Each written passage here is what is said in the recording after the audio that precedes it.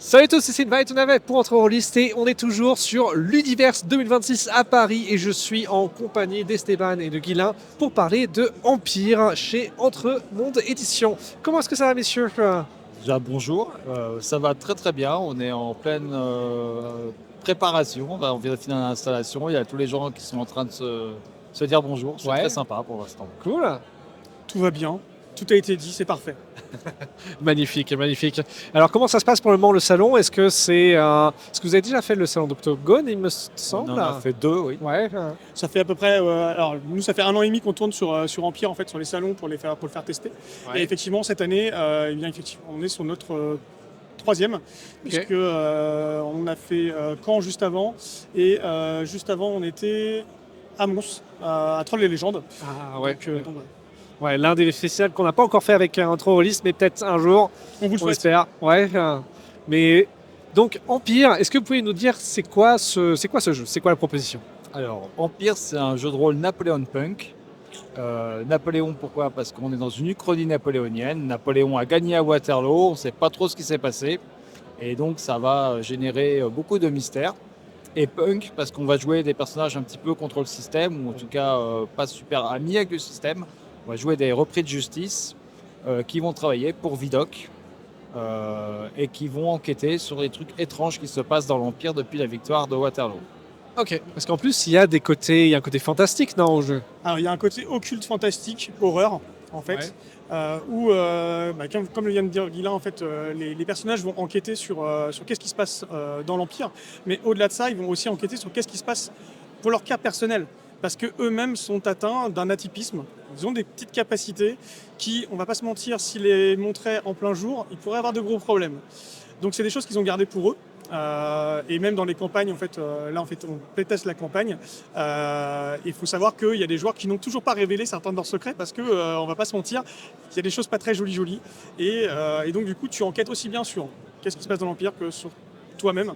Et il y a une sorte de quête identitaire puisque le joueur comme le personnage, en début de jeu, ne savent pas pourquoi ça leur est tombé dessus. Ok. Et d'ailleurs, vous êtes en financement participatif, il me semble. Oui, on est sur Game on Tabletop, D'accord. voilà, depuis quelques jours maintenant, et on est jusqu'en mai. Donc c'est une longue campagne puisqu'on va couvrir tous les festivals de jeux jusqu'à Octogone Ok. pendant cette campagne. Et pour le moment, comment est-ce que vous êtes satisfait du financement? Tout se passe pour le mieux. Honnêtement, on a eu la chance d'avoir un bon démarrage pour la création française, de voir qu'il y avait encore des gens qui étaient qui étaient vraiment prêts à soutenir des projets français, soutenir de nouvelles créations d'auteurs qui, même si effectivement nous, on vient de l'écriture, qui sont aussi prêts à être emballés par des projets de création française, d'auteurs qui ne viennent pas exclusivement du jeu de rôle. Et donc du coup, merci à tous ceux qui ont déjà souscrit et merci à ceux qui souscriront. Parce que d'ailleurs, tu viens de dire que tu n'étais pas auteur de jeux de rôle, mais du coup, si, maintenant. Maintenant, oui. Maintenant, oui, ouais. Et du coup, c'est quoi vos parcours avant? Est-ce que tu m'as parlé un petit peu que c'était un peu atypique? Alors atypique, je sais pas, mais personnellement, j'ai pas mal travaillé dans la BD en fait en amont. J'ai aussi fait du court métrage effectivement, moi à la base, je suis vraiment scénariste pour en parler. Après, je fais du jeu de rôle depuis que j'ai 11 ans, donc j'en ai 41, donc ça fait 30 ans de jeu à mon passif. Donc voilà.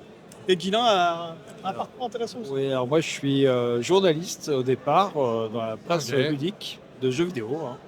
Donc, j'ai fait ça pendant très longtemps et après je me suis mis à faire des jeux de société. Et j'ai même travaillé pour un éditeur de jeux de société, donc je fais des jeux. Et côté jeux de rôle, j'en fais depuis le XXe siècle. Je me suis aussi vieux que ça. Et j'avais écrit une petite bricole chez Multisim il y a presque 35 ans, donc voilà. Ok. Je suis un petit peu auteur.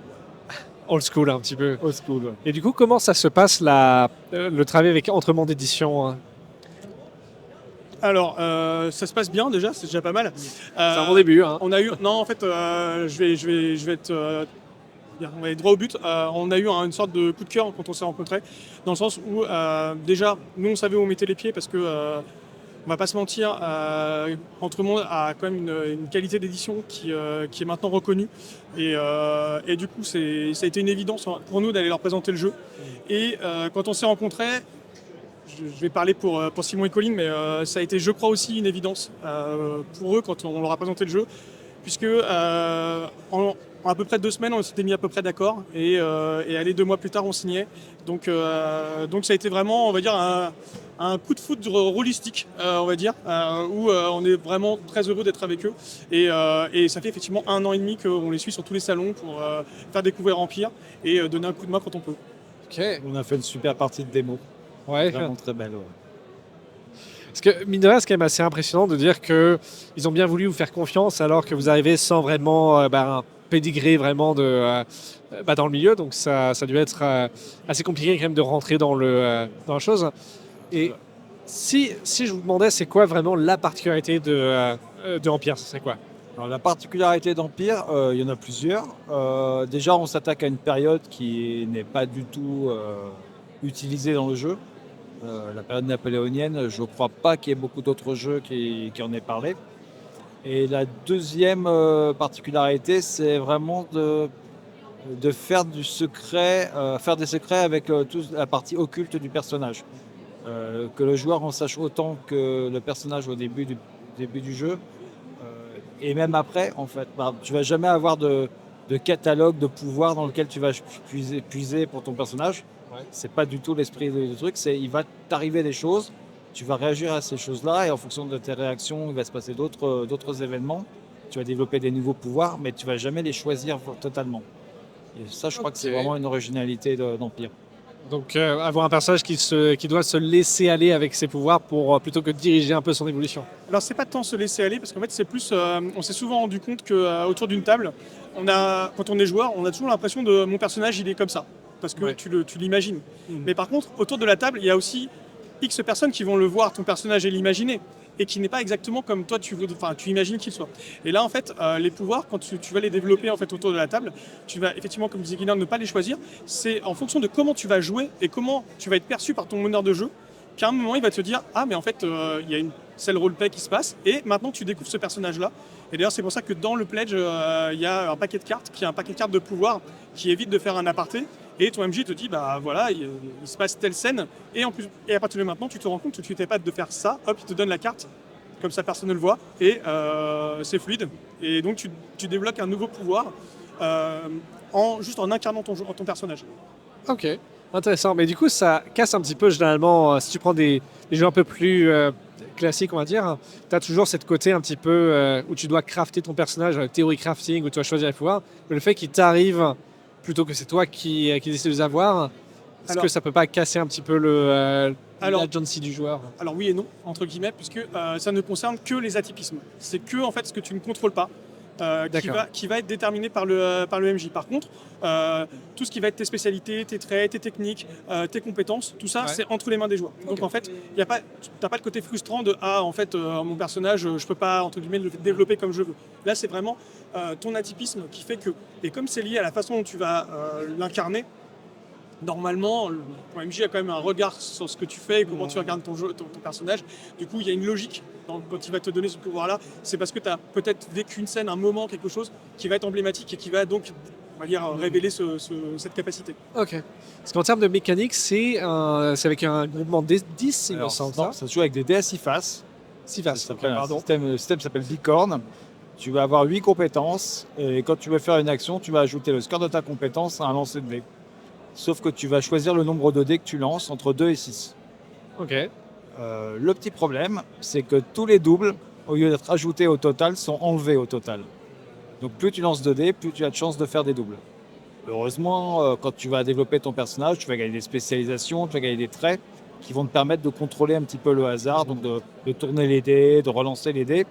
Et tu vas même pouvoir, avec des points de filouterie, c'est un peu nos points de chance, tu vas même pouvoir faire disparaître des dés. Hop, dans la poche, directement. Ok. Et ça a l'air pas mal intéressant en tout cas comme proposition. Et ce serait quoi vos inspirations principales pour créer ce jeu? Sur les mécaniques ou sur l'univers? Sur le jeu en général. Sur le jeu, alors l'Empereur de Paris, le film n'est Ok. pas incroyable, mais il y a vraiment des aspects du film qui transparaissent dans Empire. Le Pacte des loups, un truc qu'on a beaucoup aimé, c'est vrai que voilà, il y a une grosse influence. Il y a plein de choses, il y a des séries, il y a Penny Dreadful notamment. Il y a Evil qu'on a beaucoup aimé aussi, qu'on regardait un peu au moment du développement. Tu en vois d'autres? Les mémoires de Vidocq, évidemment, puisque c'est un personnage quand même assez clé. Et effectivement, on s'est nourri. En fait, on est aussi la somme de tout ce qu'on se nourrit. Donc voilà. Évidemment, ouais. Mais oui, le principal, c'est ça. Et X-Files. Très X-Files. important, X-Files. Ok, pourquoi pas. Oui, parce qu'en fait, vous jouez quand même les X-Files de Vidocq, quelque part. Ça se tient, ça se tient, ouais. Et la suite, ça, est-ce que vous pensez déjà, même si je n'ai même pas encore en financement, Alors, mais qu'est-ce qu'il y a de prévu La pour la suite est suite? déjà à l'écriture. Alors, il faut savoir que le livre de base est écrit, il contient 4 scénarios. La campagne est totalement écrite, elle fait 12 scénarios et elle est en fin de playtest en ce moment. Ouais. Et la suite est déjà à l'écriture, puisqu'en fait, suivant la grande tradition d'Entremonde, eh bien, il y a du contenu gratuit qui va arriver après. Qui va être donc ce qu'on appelle les carnets de Vidocq et qui sont en fait des suppléments en PDF qui vont sortir gratuitement à la suite de la sortie d'Empire. Et on a également 2 campagnes à suivre, celle-ci, pour vraiment révéler l'intégralité de tous les secrets. Parce que là, en fait, on donne les clés pour pouvoir révéler les secrets. Et vous avez la possibilité dans la campagne de donner plusieurs fins. Vous pouvez même vous dire que ce sera la fin du jeu, c'est une possibilité. C'est vraiment en fonction de la table. Mais là, en gestation, on a encore 2 campagnes et une mini-campagne à côté pour avoir des formats très différents et pouvoir plaire, on va dire, à le plus de meneurs possible, le plus de joueurs possible Ok. en termes de format. Et si on repart sur le financement, quand est-ce que... Parce qu'il y a l'air d'avoir quand même pas mal de travail à faire encore. Ou alors quand est-ce que le financement... Alors, Plutôt, quand est-ce que ce sera livré plutôt? Alors, c'est annoncé pour mars l'année prochaine, si je ne me trompe Mars pas. l'année prochaine? Le travail, il est essentiellement éditorial, donc c'est un travail d'illustration, de mise en page et évidemment de correction. D'accord. Comme dit Esteban, les textes sont écrits. Hmm. Je ne dis pas que c'est parfait, hein, il y aura peut-être des petites corrections, mais au moins les textes sont déjà écrits, donc ça c'est déjà fait. Et donc maintenant l'idée c'est de magnifier tout ça, de faire le truc le plus beau possible et le plus facile à lire pour le joueur aussi, enfin pour les joueurs, pour les meneurs aussi. Ok. Donc pour une livraison donc en mars 2027. Voilà. Ok. Nickel. Ben, est-ce que vous avez un dernier mot peut-être à dire? merci et merci. Merci et allez voir sur Game on Tabletop si vous n'avez pas encore pledgé. Cool. Eh bien, merci. C'était Empire, donc comme ils l'ont dit, Game on Tabletop. Et nous, on va continuer le salon. On a encore pas mal d'autres personnes à aller voir. Donc merci à tous d'avoir regardé et surtout passez une bonne soirée. Salut tout le monde.